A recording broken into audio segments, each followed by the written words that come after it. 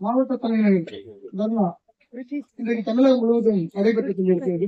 அதனுடைய ஒரு பகுதியாக இன்றைக்கு தூத்துக்குடியில் நடைபெறும் இந்த 24 மணி நேர திருநாளிற்கு தலைமையேற்றி நடத்திக் கொண்டிருக்கக்கூடிய தமிழ்நாடு அரசு ஊழியர் சங்கத்தினுடைய மாவட்ட தலைவர் தோழர் மகேந்திர பிரபு அவர்கள், கோரிக்கை விளக்க உரையாற்றி இருக்கக்கூடிய மாவட்ட செயலாளர் தோழர் உமாதேவி அவர்கள், இந்த இன்றைய அரசியல் நிலவரங்கள் குறித்து அதே போல அரசியல் சங்கத்தினுடைய நிலைப்பாடு குறித்து உரையாற்றி இருக்கக்கூடிய முன்னாள் மாநில பொதுச் செயலாளர் தோழர் வெங்கடேசன் செல்வர் அவர்கள், எனக்கு முன்னர் வாழ்த்துறை வழங்கியிருக்கக்கூடிய அத்தனை துறைவாழ் சங்கத்தினுடைய கலந்து கொண்டிருக்கக்கூடிய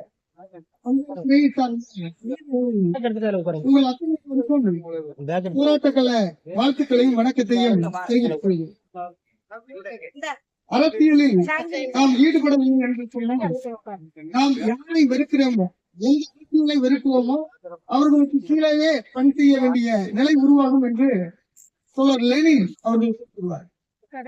குறிப்பா இதுதான் இன்றைக்கு தொடர்ச்சியாக நடைபெற்றுக் கொண்டே இருக்கிறது. நம்ம யாரை வெறுக்கிறோமோ அதற்கான முழுமையான அரசியலை புரிந்து கொள்ளாமல் நாம் செயல்படுகிற பொழுது வெறுப்பவர்களுக்கு கீழே நாம் பணி செய்ய வேண்டிய அவல நிலை உருவாகிவிடுகிறது.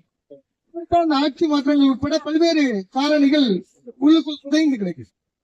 இன்றைக்கு குறிப்பாக தமிழ்நாடு அரசு ஊழியர்களை பொறுத்த மட்டில் இன்றைக்கு நம் மீது திணிக்கப்பட்டிருக்கக்கூடிய தாக்குதல் அளவு கடந்து தொடர்ச்சியாக அதிகரித்துக் கொண்டே இருக்கிறது. ஆனால் அதற்கான கோபாவேசங்கள் வெளிப்படுவது அந்த அளவுக்கு தெரியல. எண்ணம் என்பது அவர்கள் செய்திருக்கக்கூடிய பணியை இன்றைக்கு அரசு நிர்வாகங்கள் அதே போல அரசியல்வாதிகள் மிக தெளிவாக செய்து கொண்டே இருக்கிறார். நாம் நசுக்கப்படுவது, நம்முடைய உரிமைகள் உறிஞ்சப்படுவது நமக்கே தெரியாம அது நடந்துகிட்டே பாத்தீங்கன்னா நம்முடைய கருணை அடிப்படையில பணி நியமனம் ஒரு கட்டத்தில் அது நம்முடைய உரிமையை கொண்டு ஆகிவிட்டது. இன்னைக்கு பாத்தீங்கன்னா அந்த உரிமை இன்றைக்கு கேள்வி செய்யப்பட்டது. அதே போல நம்ம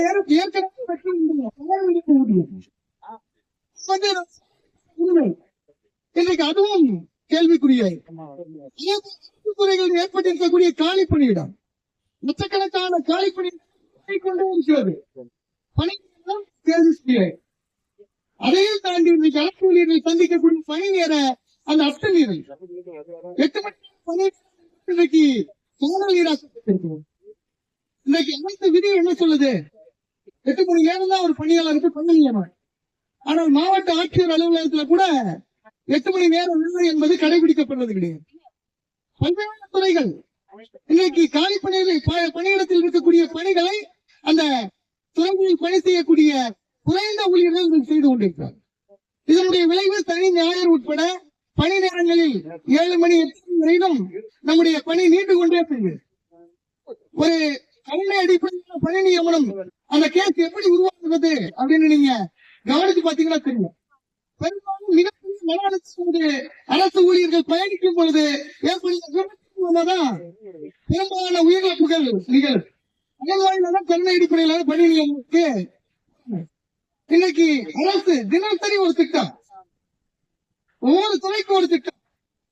வருவாய்த்துறை என்று சொன்னீங்கன்னா மகளிர் உரிமை தொகை திட்டம்.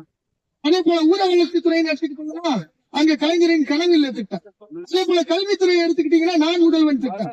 அதே போல வேளாண்மை துறை எடுத்துக்கிட்டீங்கன்னா கலைஞரின் அனைத்து கிராம ஒருங்கிணைந்த வேளாண் வளர்ச்சி திட்டம். இப்படி ஒவ்வொரு துறை. அதே போல மருத்துவத்துறை, மக்களை தேடி மருத்துவம், நீங்கள் நலமா திட்டம், அதே போல உங்கள் ஊரில் முதல்வர் திட்டம். ஆனா பணியாளர்களுடைய எண்ணிக்கை பற்றி யாரும் கேட்கக்கூடாது.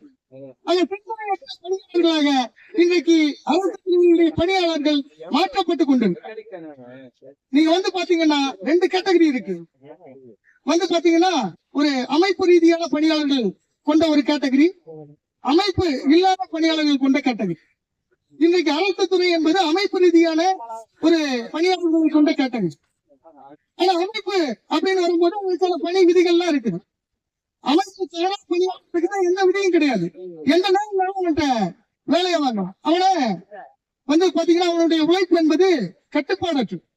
ஆனா இன்றைக்கு அந்த அமைப்பு சார்ந்த பணிகளிலே கூட கட்டுப்பாடற்ற வேலையை உறிஞ்சக்கூடிய இல்லை என்பது இன்றைக்கு இன்றைக்கு புதியதாக இன்றைக்கு உருவாகி இருக்கிறது.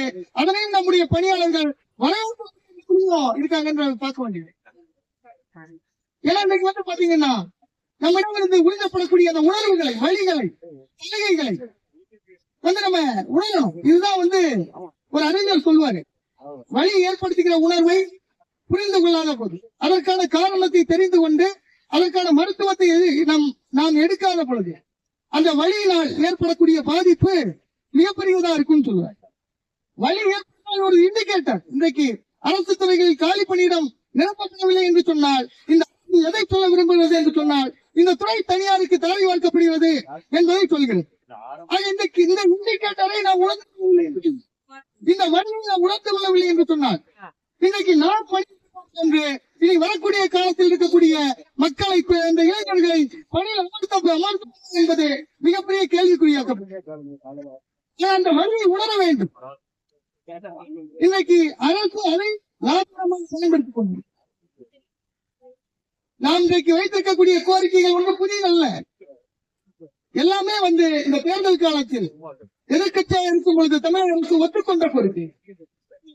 இன்றைக்கு ஓய்வூதியம் பற்றி இன்றைய முதல்வர் எதிர்க்கட்சி தலைவராக இருந்த பொழுது கடந்த காலத்தில் நாம் நடத்திய போராட்ட ஆயத்த மாநாட்டிலே, மதுரையில் நடைபெற்ற அந்த ஆயத்த மாநாட்டிலே காணொலி காட்சி மூலமாக கலந்து கொண்டு உங்களுடைய கோரிக்கை நியாயமானது என்று தெரிவித்தார். ஒவ்வொரு கோரிக்கையும் வாசித்தாரு. முதல் ஒன்றும் அன்றைக்கு எதிர்கட்சியாக இருக்கும் பொழுது 19 நியாயமானது நான் வந்து செஞ்சுவேன் சொல்லல, வாசித்து தெரிவித்தார். அதே போல சத்துணவு ஊழியர்கள், அங்கன்வாடி ஊழியர்கள் போன்ற சிறப்பு காலமுறை ஊதியத்தில் பணி செய்யக்கூடிய பணியாளர்கள், உங்களுடைய நிலையை நான் முழுவதுமாக உணர்ந்திருக்கிறேன். கழக ஆட்சி அமைந்தவுடன் உங்களுக்கான நீதி வழங்கப்படும் சொன்னார். அதே போல கொரோனாவை காட்டி நிப்பாட்டி வைக்கப்பட்டிருந்த சரண்டர், அதையும் பற்றி பேசினார். பாத்தீங்கன்னா எடப்பாடி கவர்மெண்ட் இந்த சரண்டரை நிப்பாட்டி வைத்தது ஒரு ஆண்டு. ஆனா நம்முடைய முதல்வர் என்ன செஞ்சாருன்னா, எதுக்கு ஒரு ஆண்டா நீட்டிக்கணும், என்னைக்கு எனக்கு தோன்றோம் அன்னைக்கு தான் நானு உங்களுக்கு சரண்டர் தருவேன்னு சொல்லிட்டு கால வரைத்த முறையில் நீட்டு. ஆனா இந்த முதல்வருக்கு ஒரு மிகப்பெரிய ஒரு பெருமை உண்டு. அவரே தான் சொல்வார், அதை நான் சொன்னதை செய்வேன், சொல்லாதையும் செய்வேன். அரசு ஊழியர்கள் நான் முழுவதுமாக தெரிந்து கொள்ள வேண்டும். அரசு ஊழியர்களுக்கு சொல்லாமல் செய்தது கருணை அடிப்படையிலான பணி நியமனத்தில் இந்த அரசு நம்மிடமிருந்து பறித்திருக்கக்கூடிய சலுகை. அதே போல இந்த அரசு என்னென்ன செய்திருக்கிறது, அரசு ஊழியர்களுக்கு கொடுத்த சமூக நீதி திட்டத்தின் சார்பாக சமூக நீதி கொள்கையை காப்பாற்றக்கூடிய விதத்தில் இந்த அரசு ஊழியர்களுக்கு, உழைப்பாளி வர்க்கத்திற்கு என்ன செய்திருக்கிறது? 8 மணி நேர சட்டத்தை 12 மணி நேரமாக உயர்த்துவதற்கான மசோதாவை பாஸ் பண்ண, அதற்கு எதிராக மிகப்பெரிய அளவிலே போராட்டம் நடைபெற்ற பொழுது சிஐடி உட்பட நம்முடைய அரசு ஊழியர் சங்கம் உட்பட பல்வேறு சங்கங்கள் களத்தில் வாங்கி போராடிய பின்பு அந்த மசோதா என்பது வாபஸ் பெறப்பட்டது. இவர்களுடைய எண்ணம் என்னன்னு கேட்டீங்கன்னா, களத்துல இறங்கி போராடும் அந்த எண்ணிக்கையை பார்த்து விட்டு அவங்க செய்யறாங்க. எண்ணிக்கை என்பது உயரும் பொழுது நமக்குடைய உரிமை என்பது உறுதியாக கிடைக்கும்.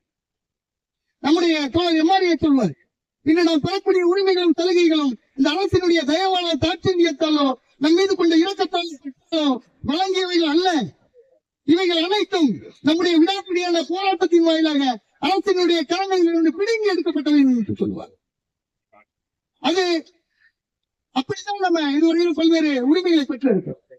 அதைத்தான் நம்ம இன்றைக்கு மீண்டும் நம்முடைய தமிழ்நாடு அரசு ஊழியர் சங்கம் இன்றைக்கு களத்தில் இறங்கி அதற்கான ஏற்பாடை செய்திருக்கிறது. அந்த வகையிலே வரக்கூடிய போராட்டம் என்பது மிக தீவிரமாகவும் கொண்டு செல்ல வேண்டிய அவசியம் என்பது இருக்கு. இன்னைக்கு எங்களுடைய துறையில் எடுத்துக்கிட்டீங்கன்னா பல்வேறு நிலைப்பாடு இன்றைக்கு அரசு எடுத்து, சனி ஞாயிறு உட்பட பல்வேறு நேரங்கள்ல வேலை, பத்திரப்பதிவு துறை வந்து பாத்தீங்கன்னா அந்த பணியாளர்கள் ரத்த கண்ணீர் வடிக்க, ஒரு நாளைக்கு 200 கோடி ரூபாய் வந்து உடனே வேலை வைங்க, சனிக்கிழமை ஞாயிற்று வேலை வைங்க, முகூர்த்த நாள் வேலை வைங்க, அவங்க வேலை அப்படிங்க. அந்த துறையினுடைய அமைச்சருடைய வாதமே அப்படித்தான் இருக்கு.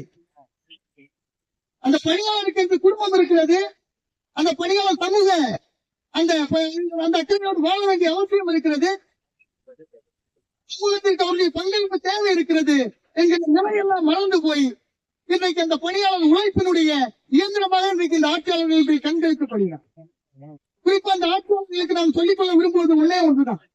என்றைக்கெல்லாம் தமிழ்நாடு அரசியல் சங்கம் கொதித்தெழுந்திருக்கிறதோ, என்றைக்கெல்லாம் காவல்துறையற்ற போராட்டத்தை நம்முடைய சங்கம் கையில் எடுத்து மிகப்பெரிய அந்த இயக்கத்தை நடத்தி இருக்கிறதோ, அன்றைக்கெல்லாம் ஆட்சி மாற்றம் தவிர்க்க முடியாத ஒன்றாக மாறி இருக்கிறது.